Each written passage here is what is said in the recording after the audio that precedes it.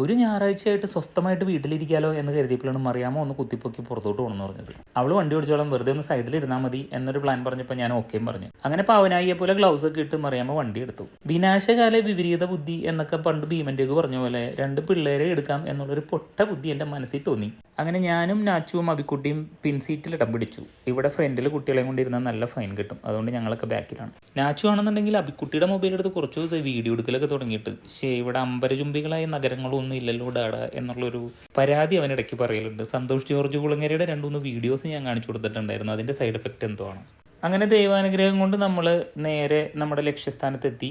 2 പാർക്കിങ്ങിൻ്റെ നടുവിലായിട്ട് പറയുമ്പോൾ കറക്റ്റായിട്ട് കൊണ്ടുവന്ന് പാർക്ക് ചെയ്തു. ഇതാണ് ആർട്ട് ഹൗസ് കഫേ. ഇവിടെയാണ് ഇന്നത്തെ നമ്മുടെ പരിപാടി. നിങ്ങൾ വിചാരിക്കും അറിയാമോ ഏതോ ബെഡ്ഷീറ്റ് എടുത്ത് പുതച്ചിട്ട് വന്നേക്കണമെന്ന്. അല്ല, ഇത് വേറെ എന്തോ സംഭവമാണ്, കഫ്താൻ അങ്ങനെ എന്തൊക്കെ പറഞ്ഞു. എന്തായാലും അത് നമ്മുടെ വിഷയമല്ല. നമ്മൾ നേരെ കഫേയുടെ ഉള്ളിലേക്ക്. ഞാൻ നേരത്തെ പറഞ്ഞ പോലെ ഇതാണ് ആർട്ട് ഹൗസ് കഫേ. ഇത് നമ്മുടെ ബത്തീനിലാണുള്ളത്. അബുദാബിയിൽ ഖലിദി എല്ലാം കഴിഞ്ഞിട്ടുള്ള ബത്തീൻ എന്ന് പറഞ്ഞ സ്ഥലത്താണ് ഈ കഫേ ഉള്ളത്. ഇഷ്ടംപോലെ പാർക്കിംഗ് സ്പേസും നല്ല തുറസായ ഒരു സ്ഥലമൊക്കെ ഉള്ള നല്ല വൈബും നല്ല ആംബിയൻസും ഉള്ള ഒരു സ്ഥലം. മറിയാമ നേരെ മെനു ഒക്കെ എടുത്ത് പരിശോധന തുടങ്ങി. ഏറ്റവും ഇമ്പോർട്ടൻറ്റ് പാർട്ട്, ഏകദേശം ഒരു 15 മിനിറ്റ് 20 മിനിറ്റ് ഇതിൽ പോയി കിട്ടും. ഫുഡ് ഉണ്ടാക്കാൻ നമുക്ക് അത്ര സമയം വരത്തില്ല. ഇതിൽ പ്രധാനമായിട്ട് നോട്ട് ചെയ്യേണ്ട ഒരു കാര്യം എന്താണെന്ന് വെച്ചാൽ, നമ്മൾ വീട്ടിലുള്ള എല്ലാവരും ഫുഡൊക്കെ അടിച്ച് വയറൊക്കെ നിറഞ്ഞ് ഉച്ചയ്ക്ക് ഒന്ന് റെസ്റ്റ് ചെയ്യാനിരുന്നപ്പോഴാണ് ഇവള് പുറത്തേക്ക് പോകാന്ന് പറഞ്ഞത്. ഇവള് രാവിലെ തുടങ്ങി പട്ടിണി കിടക്കുമ്പോൾ നമ്മളൊന്ന് ആലോചിക്കണമായിരുന്നു എന്തോ ഒരു പണി വരാനുണ്ടെന്നുള്ളത്. അത്രയ്ക്ക് അങ്ങോട്ട് ചിന്തിക്കാനുള്ളൊരു ബോധം നമുക്ക് വന്നില്ല. നിങ്ങൾക്ക് ഇവിടെ ഇങ്ങനത്തെ കുറേ പെയിൻറ്റിങ്സുകൾ കാണാൻ പറ്റും. ഇതെല്ലാം പ്ലേറ്റുകളിലാണ് വരച്ചു വെച്ചേക്കുന്നത്. ഇത് ഇവിടെ വരുന്ന കസ്റ്റമേഴ്സ് പെയിൻറ്റ് ചെയ്യുന്നത് ഇവരെടുത്ത് ഡിസ്പ്ലേ ചെയ്യുന്നതാണ്. ആദ്യമൊക്കെ ഇത് ഫ്രീ ആയിരുന്നു. ഇപ്പോൾ 25 ദിർഹംസ് കൊടുത്തു കഴിഞ്ഞാൽ നമുക്ക് ഇതേപോലെ പെയിൻറ്റ് ചെയ്താൽ ഇവരിവിടെ ഡിസ്പ്ലേക്ക് വയ്ക്കും. ആസ് യൂഷ്വൽ നാച്ചുട്ടൻ നേരെ ഐസ്ക്രീം അമ്മ കയറിയിട്ടുണ്ട്. ഇനി അതിൽ നിന്ന് കുറച്ച് കിട്ടാതെ ഒരു സ്വസ്ഥതയില്ല എന്ന് പറഞ്ഞ കാര്യമായിരിക്കും അവൻ്റെ കാര്യം. ഞാൻ നേരെ അകത്തേക്ക് ചെന്നു. അവിടെ ഇപ്പോഴും മെനു നോക്കി അന്തം വിട്ട് കുന്തം വിഴുങ്ങിയിരിക്കുകയാണ്. പിള്ളേരൊക്കെ ആകെ വിശന്ന് ഒരു വഴിക്കായിട്ടുണ്ട്. കിച്ചണൊക്കെ ഇതേപോലെ തന്നെ ഓപ്പൺ കിച്ചണായിട്ട് ഇവിടെ കാണാം. പെട്ടെന്ന് തന്നെ സാധനം കിട്ടും, പക്ഷെ ഇതൊന്ന് ഓർഡർ ആക്കി കൊടുക്കണം. അതാണ് ഇപ്പോഴത്തെ ഏറ്റവും വലിയ പ്രശ്നം. ലാസ്റ്റ് ക്ഷമ കെട്ട് ആബിക്കുട്ടി പുള്ളിയുടെ ആ നോട്ടും പെന്നും കൂടി വാങ്ങിച്ച് ഇപ്പം ശരിയാക്കി തരാമെന്നും പറഞ്ഞിട്ട് നിൽക്കുന്നുണ്ട്.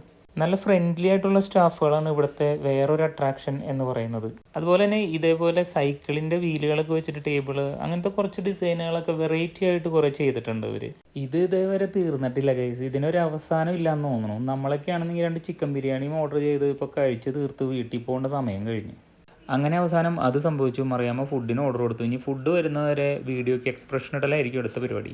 അബിക്കുട്ടി അവിടെ കിടന്ന് തിരിഞ്ഞ് കളിക്കുന്നുണ്ട്. നാച്ചു ആണെന്നുണ്ടെങ്കിൽ വിശന്നിട്ടാണെന്ന് തോന്നുന്നത്. കുറച്ച് ഷുഗർ എടുത്തിട്ട് പൊട്ടിച്ച് കഴിക്കാനിട്ട് ഡാഡാ എന്ന് പറഞ്ഞൊരു പ്ലേറ്റ് വാങ്ങിച്ചു തരാൻ പറഞ്ഞു. അങ്ങനെ പ്ലേറ്റ് കൊടുത്തു. അങ്ങനെ അൺഎക്സ്പെക്റ്റഡ് ആയിട്ട് ഒരു നക്കലങ്ങോട്ട് നക്കി. അത് കണ്ടപ്പോൾ ഞാൻ പറഞ്ഞു ഇതൊക്കെ വീട്ടിലേ നടക്കുള്ളൂ. നമ്മൾ പുറത്ത് വരുമ്പോൾ ഒരു ടേബിൾ മാനേഴ്സ് ഉണ്ട്, അത് കീപ്പ് ചെയ്യണം എന്ന് പറഞ്ഞൊരു സ്പൂൺ വാങ്ങിക്കൊടുത്തു. ചെക്കൻ അവിടെ JCB മണ്ണ് മാന്തണവരെ കുറേ നേരമായി ഷുഗർ എടുക്കാൻ നോക്കണേ, പക്ഷേ എന്ത് ചെയ്തിട്ട് അതിൻ്റെ ഉള്ളിലേക്ക് കയറണില്ല. ലാസ്റ്റ് കൈ കൊണ്ട് എടുത്തോട്ടെ ഒരാളെന്ന് ചോദിച്ചപ്പോൾ ഞാൻ പറഞ്ഞു ഓക്കെ, പരിതാപകരമായ അവസ്ഥയാണ്, അങ്ങനെയെങ്കിൽ അങ്ങനെ എന്ന് പറഞ്ഞ് ആൾ അവസാനം ആ ഒരു വിജയത്തിലേക്ക് എത്തി. ഫുഡ് വരുന്നവർ ബോറടിക്കാതിരിക്കാൻ വേണ്ടിയിട്ട് നമുക്ക് കുറച്ച് ടേബിൾ മാറ്റിൽ പെയിൻറ്റ് ചെയ്യാനും വരയ്ക്കാനൊക്കെ ഉള്ള സംഭവം കൊണ്ടുവന്നിട്ടുണ്ടായിരുന്നു. ഞാൻ അബിക്കുട്ടി അടി കൂടിക്കൊണ്ടിരിക്കുന്നതിൻ്റെ ഇടയിൽ നമ്മുടെ ഫസ്റ്റ് പാഷൻ ഫ്രൂട്ട് മൊഹിറ്റോ എത്തി. കണ്ട വഴി മറിയാമ അതെടുത്ത് അങ്ങ് വലിച്ചു കയറ്റി. അതിന് പുളിയാണ് എന്ന് പറയാനുള്ള സാവകാശം പോലും അവൾ തന്നില്ല. എന്തായാലും അതിലെനിക്ക് നല്ല സന്തോഷമുണ്ട്. ഇതങ്ങനെ ഇരിക്കും.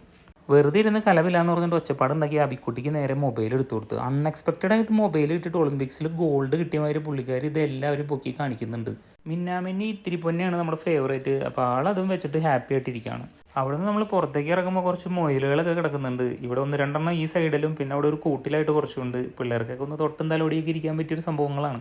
അപ്പോഴേക്കും അറിയാമോ വിളിച്ചു ഫുഡ് എത്തിയിട്ടുണ്ട് നമ്മുടെ എന്ന് പറഞ്ഞിട്ട്. ഞാനങ്ങനെ വേഗം ചെന്നു. അപ്പോൾ ഇതൊക്കെയാണ് ഓർഡർ ചെയ്തേക്കുന്നത്, പാസ്തയും അങ്ങനെയുള്ള സംഭവങ്ങളൊക്കെ. കുറച്ച് വെറൈറ്റി ഐറ്റംസ് ഒക്കെ ഉണ്ട് അവിടെ. എന്താണെന്ന് ഞാൻ നോക്കാറില്ല. മറിയാമ്മയാണ് ഓർഡർ ചെയ്യുന്നതിൻ്റെ ആൾ. കാരണം നമ്മളെന്തെങ്കിലും ഓർഡർ ചെയ്ത് കഴിഞ്ഞാൽ ഫുഡ് കൊള്ളില്ലെങ്കിലും അതിൻ്റെ കുറ്റം നമുക്കായിരിക്കുള്ളൂ. വെറുതെ എന്തിനാണ് നമ്മൾ ആവശ്യമില്ലാത്ത പരിപാടിക്ക് നിൽക്കുന്നത്. അപ്പോഴേക്കും നാച്ചുട്ടിന് പെയിൻറ്റ് ചെയ്യാനുള്ള സംഭവങ്ങളൊക്കെ എത്തി. നാച്ചു കുറച്ച് നേരം പെയിൻ്റൊക്കെ വെച്ചിട്ട് ആലോചനയാണ് ഞാൻ എന്ത് വരയ്ക്കണം എന്നൊക്കെ.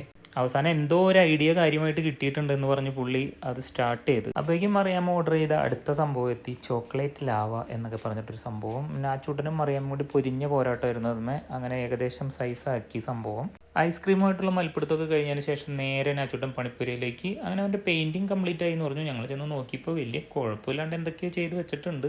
നമ്മളിൽ പണ്ട് ഇതിൻ്റെ ഇടയിൽ ഒരു മലയും കൂടി ഉണ്ടായിരുന്നു എന്നുള്ളതാണ് വ്യത്യാസം എന്ന് തോന്നുന്നു. പെയിൻറ്റ് ചെയ്ത് കഴിഞ്ഞതെല്ലാം നമ്മൾ ഇവിടെ കൊണ്ടുവന്ന് വെക്കും. എന്നിട്ട് ഇത് ഒരുമാതിരി ഉണങ്ങി കഴിഞ്ഞതിന് ശേഷം അവരെടുത്തിട്ട് ഹാങ് ചെയ്യും. അങ്ങനെയാണ് ഇവിടുത്തെ ഒരു സിസ്റ്റം. അവിടെ അന്ന് കുറേ ബർത്ത്ഡേ പ്രോഗ്രാംസ് ഒക്കെ നടക്കണ്ടായിരുന്നു. അപ്പോൾ അന്ന് കുട്ടികളൊക്കെ കുറേ പെയിൻറ്റ് ചെയ്ത് വെച്ചതെല്ലാം അവരിവിടെ കൊണ്ടുവന്ന് വെച്ചിട്ടുണ്ട്. എല്ലാം നല്ല ഭംഗിയായിട്ട് ചെയ്തേക്കുന്നത്. അങ്ങനെ നമുക്ക് പോകാനുള്ളൊരു സമയമായി. നമ്മൾ പതുക്കെ പുറത്തേക്ക് കടന്നു. അപ്പോഴാണ് ഞാൻ ആ അപകടം കണ്ടത്. 2 വിങ്സ് അവിടെ. മറിയാമ്മ വേഗം അതിൻ്റെ മുകളിലേക്ക് ചാടി കയറി 2 ഫോട്ടോ വെച്ചാന്ന് പറഞ്ഞുകൊണ്ട് അവിടെ നിൽപ്പ് തുടങ്ങി. ഇവളിത് എന്തൊക്കെയാണ് കാണിക്കണമെന്ന് എനിക്കൊരു ഐഡിയയും കിട്ടണില്ല. ദുഃഖ വെള്ളിയാഴ്ച കുരിശിൻ്റെ വഴി പോകുന്നതൊക്കെ എനിക്ക് ഓർമ്മ വരുന്നുണ്ട്. എന്തായാലും 2 ഫോട്ടോ ഒക്കെ എടുത്ത് കൊടുത്ത് സന്തോഷിപ്പിച്ച് നേരെ വീട്ടിലോട്ട്. ഇന്നത്തെ ദിവസം നാച്ചൂട്ടനും അബിക്കുട്ടിക്കൊക്കെ ഭയങ്കര ഇഷ്ടപ്പെട്ടു. ഫാമിലിയൊക്കെ ആയിട്ട് ചിരിച്ച് കളിച്ചൊരു ദിവസം. വീഡിയോ കണ്ട എല്ലാവർക്കും നന്ദിയുണ്ട്. താങ്ക്സ്.